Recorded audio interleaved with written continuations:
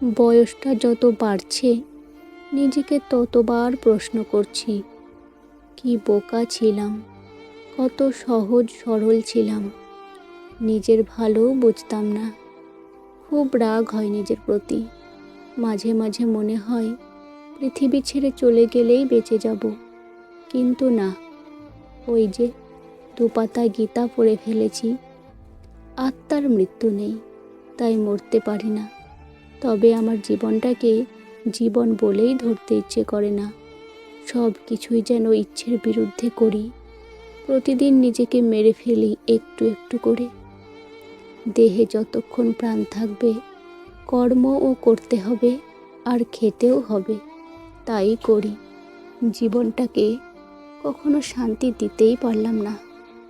বারবার নিজেকে প্রশ্ন করি, আমার জীবনটা এত কষ্টকর হওয়ার জন্য দায়ী কে?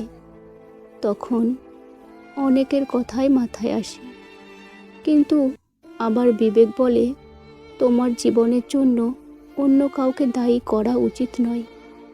আর দায়ীও নয়, হয়তো তোমার কর্মে কোনো ভুল আছে। এই জন্মে না হোক, আগের জন্মে বোধহয় ভালো কর্ম করতে পারোনি। এই সংসারের প্রতিটি জীব তার কর্ম অনুযায়ী ফল ভোগ করে। তাই আমি সব সময় একটা কথাই চিন্তা করি, আর ভগবানকে বলি, হে ভগবান, আমাকে দিয়ে তুমি ভালো কর্ম করিও। এই জন্মটা না হয় কষ্ট আর যন্ত্রণা দিয়ে কাটালাম, পরজন্মে তুমি আমার সহায় হইও।